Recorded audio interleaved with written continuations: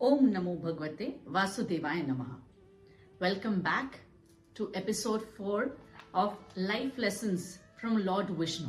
In today's episode, what we are going to learn is importance of sacrifice and gratitude. Yes, आज के इसमें हम ये देखेंगे कि किसी को थैंक यू बोलना और किसी चीज का त्याग कर देना, to let it go, it is so important for us. Let's start with Bhudevi. Bhudevi is Mother Earth. Bhudevi को हिरण्यकश्यप नाम के एक राक्षस ने उठा लिया था। तब भगवान विष्णु उन्हें बचाने गए। जैसे ही भगवान विष्णु उन्हें बचाने गए, वो बहुत खुश हो गई। भगवान विष्णु ने हिरण्यकश्यप का वध किया और भूदेवी को बचाया। तब से भूदेवी भगवान विष्णु को अपना साथी मानने लगी और सारे पेड़ और पौधे उनके बच्चे। Now starts the story of gratitude. Why we should be thankful to everyone and what happens when we are not thankful. As I told you all, Bhudevi is Mother Earth. Mother Earth वो जो हमें खाना, पानी, हवा सब देती है. And people are thankful for it. People were thankful for it. सालों से ये चल रहा है. The practice of gratitude is very old. उस टाइम पे जब लोगों को भूदेवी के थैंक्स बोलना होता था, तो they used to perform yajnas and vratas. तब वो लोग यज्ञ करते थे, व्रत करते थे. इससे भूदेवी बहुत खुश होती थी.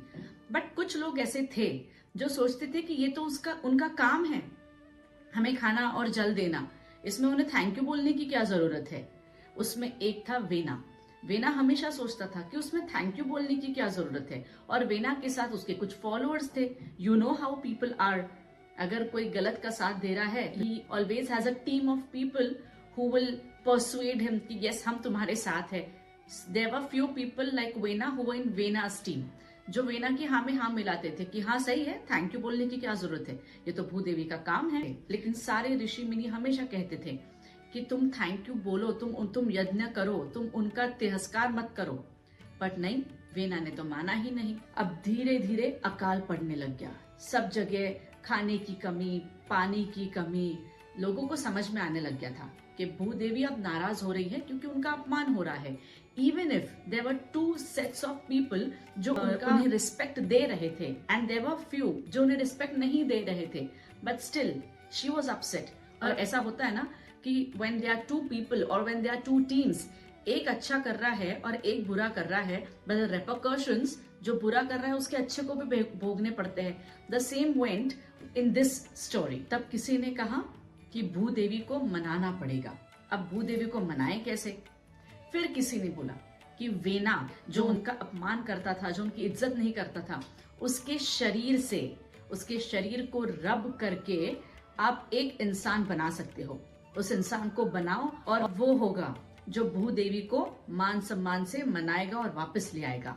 फिर लोगों ने वेना के आर्म्स रब किए. दे रब द आर्म्स, और जो उनका मैल निकला उससे बना पृथु. पृथु जो कि खुद भी भगवान विष्णु का ही रूप थे, पर वो इंसान थे, वो भगवान नहीं.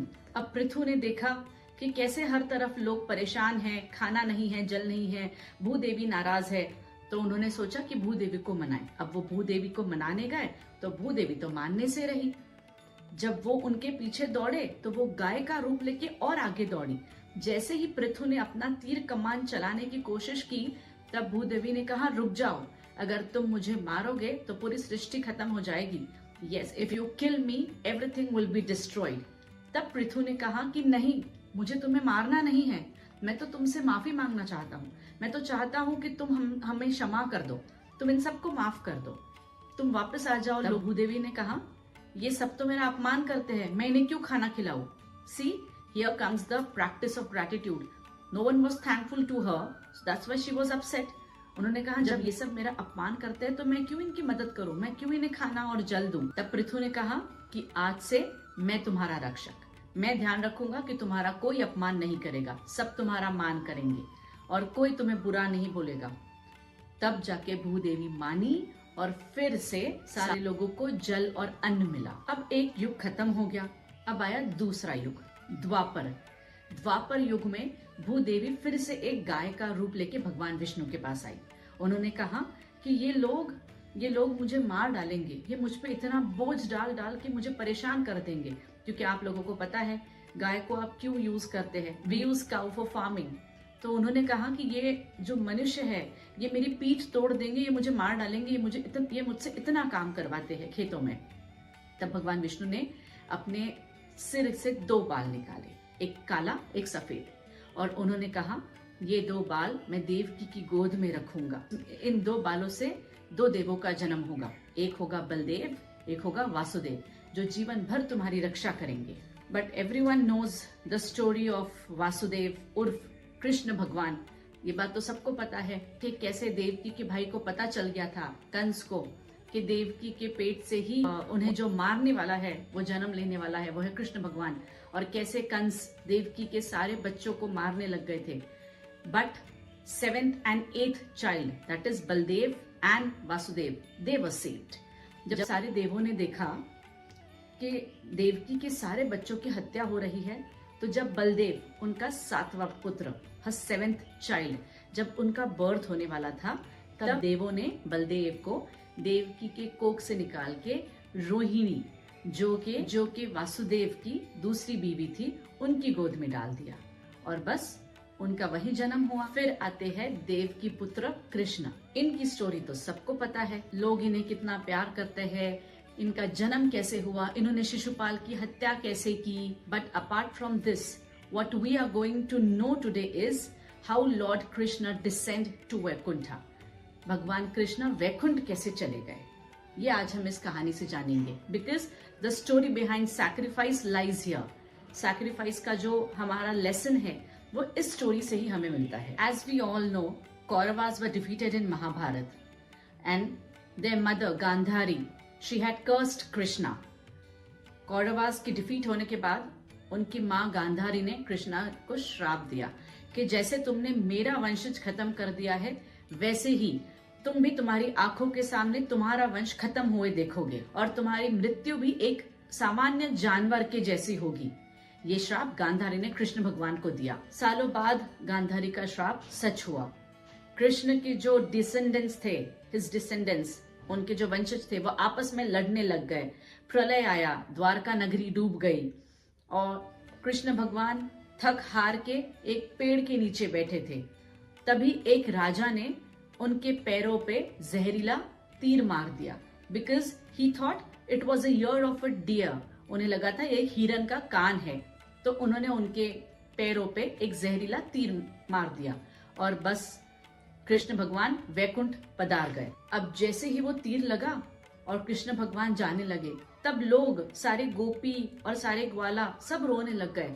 सबका एक ही प्रश्न था, आप जा रहे हो, आप कहाँ जा रहे हो, हमारा क्या होगा। तब भगवान कृष्ण, जो कि भगवान विष्णु का ही एक रूप थे, reiterating the story, the black and the white hair, yes, भगवान कृष्णा, जो भगवान विष्णु का ही रूप थे, उन्होंने अपने लोगों से कहा, डरो मत, मैं कहीं नहीं जा रहा हूं, मैं तुम सबसे वैकुंठ में मिलूंगा। अब लोगों ने पूछा, पर हम वैकुंठ कैसे आएंगे। Now here comes the lesson of your life. तब भगवान विष्णु ने कहा, work with wisdom, be patient, be compassionate, and you will find a way to my garden. मतलब आप आराम से काम करिए, पेशेंटफुली काम करिए, ऑनेस्टली काम करिए, and be kind. Don't just work hard, work smarter, make thoughtful decisions, be honest, be sincere. सोच समझ के डिसीजंस लीजिए, अपने काम के लिए ऑनेस्ट रहिए, सिंसियर रहिए। आपका काम अच्छा होना चाहिए, इसलिए दूसरों का बिगाड़ के आपका काम अच्छा मत करिए। Here on the earth it is not visible, but then your way to garden is lost. यहाँ पे तो किसी को दिख नहीं रहा है, यहाँ पे तो यही पता चल रहा है कि आपने बहुत अच्छा काम किया है, आपने आगे वाले का बुरा करके अच्छा किया है, ये सिर्फ आप जानते हैं। लेकिन जब आपका वैकुंठ जाने का रास्ता आता है, तो then you have to face it here itself. Most important, stay aligned with your values and your roots. जो वैल्यूज, जो संस्कार हमें बचपन से दिए गए हैं, आप कितने भी बड़े बूढ़े अमीर हो जाए तो भी do not forget those values, do not forget your roots. Be kind, understand others struggle, दूसरों के स्ट्रगल्स को समझिए। There are many people on the earth, there are many people around you जो सिर्फ स्माइल करते हैं लेकिन अंदर से बहुत दुखी है। अगर कोई बहुत स्ट्रगल कर रहा है, कोई बहुत परेशान हो रहा है, तो सिर्फ वो देखिए मत, try to understand and be compassionate towards them. Most important, you do not need to control every action. Keep doing. Right action creates right path. जब आपके काम, जब आपके कर्म, जब आपकी एक्शंस सही होती है तो आगे से आगे रास्ता अपने आप खुलता जाता है. Don't stop. Don't be confused. When you are confused or when you are stuck, focus on yourself. Focus on doing your work and continue doing it. आप जब भी किसी काम को लेके बहुत confused है या आपको ऐसा लग रहा है कि अब ये हमने स्टार्ट तो किया है बट मैं इसको आगे कैसे ले जाऊं, मुझे आगे का रास्ता ही नहीं समझ में आ रहा है, मुझे आगे सोल्यूशन नहीं मिल रहा है, फॉरगेट इट. करते रहिए. Keep on doing your work. Do not stop Midway because when you continue doing it automatically your pathways open. जब आप वो काम करते रहते हैं बिना ये सोचे कि अब मुझे आगे का रास्ता नहीं मिल रहा है तो मैं रुक जाऊं, मत सोचिए. इवन इफ तब आपको वो रास्ता नहीं मिल रहा है, it's absolutely fine because you will not know आप कब वो काम करते करते करते करते आपको सोल्यूशन भी मिल गया और आप सक्सेसफुल भी हो गए. So in short, the life lessons from this episode of Lord Vishnu and his life teachings is be very humble, be very compassionate and stick to your actions. Do not stop midway.